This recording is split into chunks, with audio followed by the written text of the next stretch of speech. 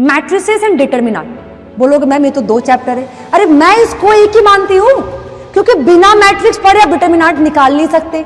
अगर आप ये सोच रहे हो कि मैं मैट्रिक्स नहीं पढ़ूंगा मैम, नहीं पढ़ूंगी मैम, सीधे ये पढ़ूंगी डिटरमिनेंट, तो पॉसिबल तो है ही नहीं। तो इस बात को ध्यान में रखिएगा कि बिना वेक्टर पढ़े आप 3D नहीं पढ़ सकते, तो दोनों को एक चैप्टर ही मान के चलेंगे।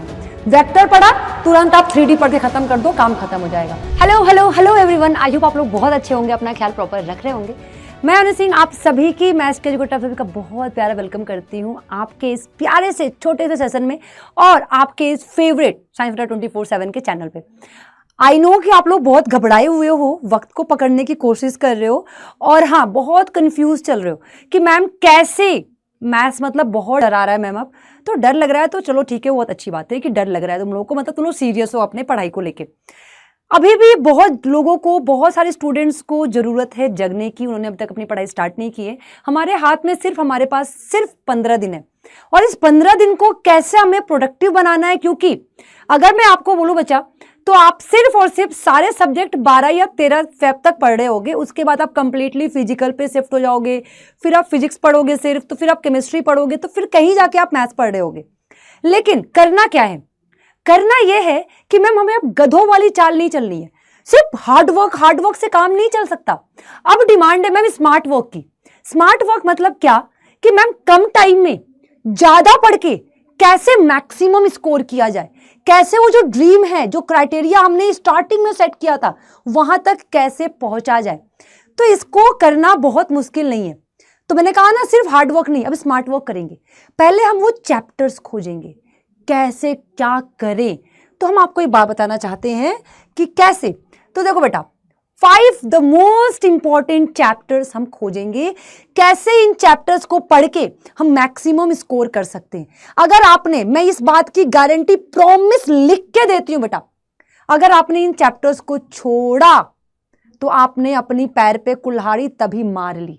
बिना इन चैप्टर्स के पढ़े, इन पे क्वेश्चन प्रैक्टिस किए, अगर आप एग्जाम पे पहुंच गए मतलब फिर तो आपको मैथ्स में कोई पास करा ही नहीं सकता। तो बस आप ये 5 चैप्टर फोकस कर लो, क्योंकि इन चैप्टर्स पे फिक्स पैटर्न पे सवाल बार बार रिपीट होता है। आप देखोगे कि एक ही साल के सेम सेट में, सेट ए में ही, पहले सेट में ही इन चैप्टर के कई सारे क्वेश्चन रिपीटेड फॉर्म में दिए हुए हैं। तो ये नहीं है कि मैम एक ही सवाल आएगा, नहीं, दो सवाल, डिफरेंशियल इक्वेशन के 2 सवाल देखने को मिले हुए हैं। तो उन सारे चैप्टर्स को हम मेरे साथ आप लोग एंड तक डिस्कस करेंगे और बहुत कम टाइम आपका हम लेंगे। बेटा देखो समय निकलता जा रहा है, समय को पकड़ नहीं सकते, इसके साथ भागना आप शुरू कर दो। अगर हम बात करें, हमारा जो फर्स्ट चैप्टर है बेटा मैट्रिसेस एंड डिटरमिनेंट। बोलोगे मैम ये तो 2 चैप्टर है। अरे मैं इसको एक ही मानती हूं, क्योंकि बिना मैट्रिक्स पढ़े आप डिटरमिनेंट निकाल नहीं सकते। अगर आप ये सोच रहे हो कि मैं मैट्रिक्स नहीं पढ़ूंगा मैम, नहीं पढ़ूंगी मैम, सीधे ये पढ़ूंगी डिटरमिनेंट, तो पॉसिबल तो है ही नहीं। क्योंकि भाई बिना 10th पढ़े 12th तो पढ़ ही नहीं सकते। तो मैट्रिक्स 10th है, पहले आपको 10th पास करना पड़ेगा, फिर आप 12th का पेपर दे पाओगे। तो पहले आप मैट्रिक्स खत्म करोगे, डिटरमिनेंट फिर उसके बाद ही पढ़ोगे। तो मैट्रिक्स हमारे पास ऐसा दिखता है, डिटरमिनेंट इसी को 2 डंडों के बीच में ऐसा दिखता है। बस टॉपिक दिखा देते, तो इंपॉर्टेंट टॉपिक भी अभी डिस्कस कर लेते हैं। आपको मैट्रिक्स में order, construction of matrix, types of matrices, transpose जिसकी प्रॉपर्टी बहुत इंपॉर्टेंट है, symmetric and skew symmetric matrix, इन पे फोकस करने की जरूरत है। क्योंकि आपको इसमें देखने को मिलेगा कि ऑर्डर पूछ देता है या फिर आपसे पूछता है कि मान लीजिए 3 ऑर्डर 3 का कितने पॉसिबल है, कितने मैट्रिक्स पॉसिबल हैं अगर हम पहले प्लेस पे 2 एलिमेंट बैठा सकते हैं, ऐसा पूछ देता है। या फिर a प्लस b और a - b अगर गिवन है तो a और b की वैल्यू बताओ। 2 मैट्रिक्स इक्वल हैं तो वेरिएबल की वैल्यू बताओ। ये सारे इसी में आपके कवर हो जाएंगे। अब आते डिटरमिनेंट के पास, देखते हैं इन भाई साहब का क्या हाल है। ये कहता है भाई पहले आप डिटरमिनेंट निकालना सीख लो, जो कि स्क्वायर मैट्रिक्स का ही पॉसिबल है। उसके बाद क्या कहता है, एरिया ऑफ ट्रायंगल निकालना सीख लो। क्या पता एक क्वेश्चन में दे दूं तुमको उससे। माइनर कोफैक्टर, एडजॉइंट और इनवर्स चारों एक ही है। क्यों? बिना माइनर के कोफैक्टर नहीं, बिना कोफैक्टर के एडजॉइंट नहीं, बिना एडजॉइंट के इनवर्स नहीं। जब ये एक दूसरे पर डिपेंडेंट है तो मैम इसको एक बार ही पढ़ना पड़ेगा। तो ये हमारे पास थर्ड टॉपिक है। सॉल्यूशन ऑफ सिस्टम, जो कि बहुत इंपॉर्टेंट है, हमेशा आएगा तो लार्ज आंसर 5 नंबर में इसका सवाल आता है। 5 नंबर का क्वेश्चन आपका इससे देखने को मिलेगा। Properties is very very very important, मैं आपको बता दे रही हूं। इसमें प्रॉपर्टी पे सिर्फ और सिर्फ 12th में ही नहीं, आगे किसी कॉम्पिटेटिव में अगर आप सीयूटी का एग्जाम देने जा रहे हो तब भी प्रॉपर्टी बहुत इंपॉर्टेंट रोल प्ले करता है। तो फटाक चलेंगे अपने सेकंड चैप्टर के पास। तो सेकंड चैप्टर हमारे पास लीनियर प्रोग्रामिंग प्रॉब्लम। हाय हाय, इतना इजी चैप्टर है ये कि इसमें सिर्फ 2 ही मेथड है, उन दोनों मेथड को पढ़ लिया। ऊपर से बता दूं मैं आपको कि एक मेथड जो है वही दोनों में लग रहा है, दूसरे में बस थोड़ा सा 2-3 स्टेप आगे आ जाता है। लीनियर प्रोग्रामिंग प्रॉब्लम सबसे इजीएस्ट चैप्टर, 5 नंबर आपको यूं दिला के जाएगा। पढ़ना क्या है? बाउंडेड रीजन और अनबाउंडेड रीजन।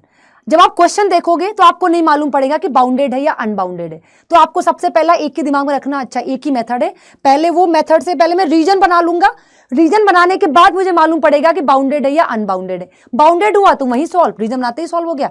अनबाउंडेड हुआ तो रीजन बनाने के बाद 2-3 स्टेप और आगे लिखना पड़ेगा, वरना एक ही स्टेप आपको दोनों में ही फॉलो करना, और ये 5 नंबर आपको ऐसे दिला के जाएगा। अब आते हैं अपने तीसरे चैप्टर पे। तीसरा चैप्टर क्या कहता है? वेक्टर अलजेब्रा इन 3D। मैं इन दोनों को भी एक मानती हूं, मैं इसको 2 चैप्टर मानती नहीं हूं। क्यों मैम? क्योंकि बिना वेक्टर पढ़े आप 3D थोड़ी ना पढ़ लोगे। आप कैसे पढ़ोगे 3D बिना वेक्टर पढ़े? मानते हैं कि वहां पे स्पेस की बात होती है, लाइन की बात होती है, लेकिन उस लाइन में भी हम वेक्टर खोज रहे होते हैं। लाइन के पास एक वेक्टर होता है, तो वेक्टर का ही सारा कॉन्सेप्ट हम वहां लगा रहे होते हैं। तो इस बात को ध्यान में रखिएगा कि बिना वेक्टर पढ़े आप 3D नहीं पढ़ सकते, तो दोनों को एक चैप्टर ही मान के चलेंगे। वेक्टर पढ़ा तुरंत आप 3D पढ़ के खत्म कर दो, काम खत्म हो जाएगा। तो वेक्टर ये, 3D मतलब स्पेस। तो ये तीसरा चैप्टर है, क्या क्या टॉपिक है। वेक्टर में आपको टाइप्स ऑफ वेक्टर्स, जिसमें आपको यूनिट वेक्टर पे खास करके फोकस करना है। दूसरा आपको dot product, cross product, projection of vector जरूर देखने को मिलेगा। एक क्वेश्चन लिख के ले लो, इन दोनों में, तीनों में से 2 क्वेश्चन आपको देखने को मिल सकता है। 1 नंबर में आ जाए, 2 नंबर में आ जाए, 3 नंबर में आ जाए। उसके बाद एरिया ऑफ ट्रायंगल और वेक्टर प्रॉपर्टीज, ये आपके 6 कॉन्सेप्ट हैं वेक्टर के। तो वेक्टर ने बोला भाई तूने मेरे को 6 पढ़ लिया, अब आगे आ जा, शिफ्ट हो जा। तो जैसे ही आप वेक्टर पढ़ के यहां आओगे तो डायरेक्शन, कोसाइन एंड रेशियो जो कि इंपॉर्टेंट है, आ सकता है, बिल्कुल पॉसिबिलिटी है आने की। उसके बाद equation of line, equation of line पे ही सारा केस है। इक्वेशन ऑफ लाइन के 2 फॉर्म होते हैं, वेक्टर फॉर्म और कार्टेशियन फॉर्म, याद रखिएगा। Equation of line, angle between 2 lines, shortest distance between 2 line और कोलिनियरिटी। इतना पढ़ लिया, वेक्टर और 3D आपको 14 नंबर यूं दिला के जाएंगे। जैसे मैट्रिक्स डिटरमिनेंट 10 नंबर दिला के जा रहे थे, और ये आपको 14 नंबर दिला के जाएगा, और वो आपको 5 नंबर दिला के जाएगा। समझ में आ रहा है आपको? चलिए, the most important chapter integral. बेटा इंटीग्रल से बच्चे बहुत भागते हैं, लेकिन अगर आपने इंटीग्रल पढ़ लिया, इंटीग्रल आपने अच्छे से कवर कर लिया, ये आपको यहां से 9 नंबर तो दिलाएगा ही, साथ में आपका कवर हो जाना है क्या? एक और चैप्टर अगर मैं बात करूं, क्या वो चैप्टर है? Application of the integral. ये भी आपका कवर हो जाएगा। ये किस में कवर हो जाता है मैम, बता दोगे क्या? मैंने कहा इसलिए तो हूं मैं, ये इसमें कवर हो जाता है। डेफिनेट इंटीग्रेशन ही आपका आ जाता है पूरा का पूरा, किसमें? एप्लीकेशन ऑफ द इंटीग्रल में। तो इंटीग्रेशन को आपको जो भी 6-7 कॉन्सेप्ट हैं इनडेफिनिट इंटीग्रेशन के, आप वो पढ़ लो, और इनडेफिनिट इंटीग्रेशन वाला ही पूरा कॉन्सेप्ट डेफिनेट में लगता है। इंटीग्रेट आपको वैसे ही करना है, बस अपर लिमिट और लोअर लिमिट रख के आपको और सॉल्यूशन ला देना है। ये दोनों का रूल है। अब ma'am application of the integral पढ़ना है, तो मैम आपको क्या क्या फोकस करना है? आपको डेफिनेट इंटीग्रेशन फोकस करना है, साथ में आपको मॉड वाला मॉड फंक्शन पे फोकस करना है, साथ में आपको sine x and cos x पे फोकस करना है, फिर उसके बाद आपको स्ट्रेट लाइन पे फोकस करना है, स्ट्रेट लाइन पे फोकस करना है, फिर आपको किस पे फोकस करना है? कोनिक सेक्शंस पे। कोनिक सेक्शन मतलब सर्कल, एलिप्स, पैराबोला, इन पे फोकस करना है। बस क्वेश्चन सॉल्व। यही तो आता है, यही 4 आपको देखने को मिलेंगे, घूम फिर के इन्हीं पे क्वेश्चन आ रहा होगा, यही आपको देखने को मिल रहे होंगे। और एक आग फॉर्मूले वाला क्वेश्चन है, एक ये वाला आपको सर्कल आई गया, सर्कल वाला क्वेश्चन इसमें हो जाएगा। बस आपके यहां से हो गए कितने? 9, 6, 15 नंबर। यहां से देख रहे हो कितना जल्दी जल्दी खत्म कर लिया। And the last chapter is differential equation. बच्चा इसके ना एक ही पेपर में 2-2 क्वेश्चन देखने को मिल जाते हैं। एक होमोजेनियस से पूछ देता है, तो एक लीनियर का पूछ देता है। अगर आपने पढ़ लिया तो आप 2 क्वेश्चन करके आ जाओगे इजिली। 7 से 8 नंबर आपको दिला के लेके जाएगा। तो मैम हमने क्या पढ़ा? ऑर्डर एंड डिग्री आना ही आना है। एक क्वेश्चन आपके एक MCQ में, तो छोड़ना नहीं है। डिग्री कब डिफाइन होता है, नहीं होता, ये सब आपको पढ़ के जाना है। सॉल्यूशन ऑफ डिफरेंशियल इक्वेशन, जिसमें 3 मेथड है, variable separable method, homogeneous differential equation, linear differential equation. बस इतना कर लो मैक्सिमम, इतना पहले। ये वो चैप्टर्स हैं 5 जो आपको कम एफर्ट में, कम टाइम में, कम समय में ज्यादा पढ़ लिया आपने, ज्यादा सिलेबस भी कवर हो गया आपका, और मैक्सिमम मार्क्स भी आप मतलब सिक्योर कर रहे होगे। और आप यहां से ना एक अलग ही अपने अंदर एक कॉन्फिडेंट होता है ना, वो लेकर आओगे कि भाई मेरे इतने नंबर के मैंने प्रिपेयर कर लिया। भागना नहीं है, स्टार्ट करो। पहले मैट्रिक्स पढ़ूंगा, डिटरमिनेंट पढ़ूंगा, वेक्टर पढ़ूंगा, 3D पढ़ूंगा, एलपीपी पढ़ूंगा, फिर इंटीग्रेशन पढ़ूंगा, इंटीग्रेशन के बाद एप्लीकेशन ऑफ द इंटीग्रेशन और डिफरेंशियल इक्वेशन। इतना पढ़ लिया, सुसटाक नंबर लेकर आओगे, सुसटाक नंबर। क्या 5-6 नंबर के चक्कर में आप पूरा का पूरा 100% गवा रहे हो? तो प्लीज इस वीडियो को जितना हो सकता है अपने दोस्तों के साथ शेयर करो, सभी को बता दो। और साथ में ये PDF आप लोग को मिल जाएगा, सब कुछ आपको मिल जाएगा। अगर मैं आपको बता दूं, ये सारे के सारे कॉन्सेप्ट मैंने करा रखे हैं। आप साइंस अड्डा पे जाओगे, साइंस अड्डा पे जाके आपको पूरे प्लेलिस्ट मिलेंगे। अभी मैंने कराया है, अभी जस्ट हाल में। तो thank you so much, all the best. और अगर मैं आपको दिखा दूं, आ जाओ, मैं आपको बहुत ही सुसटाक तरीके से दिखा देती हूँ। आप जाओगे, आपने इधर गया, आपने यहाँ पे सीधे बस YouTube सर्च किया, YouTube सर्च कर दो। आप YouTube सर्च करने के बाद आप आ गए और हम पहुंच गए YouTube में। अब YouTube में जाने के बाद हम सीधे डालेंगे क्या, अपना प्यारा सा साइंस अड्डा चैनल। हमने डाल दिया क्या, SCIENCE अड्डा 247। डालने के बाद हम पहुंच गए अपने प्यारे क्यूट से फेवरेट चैनल पे।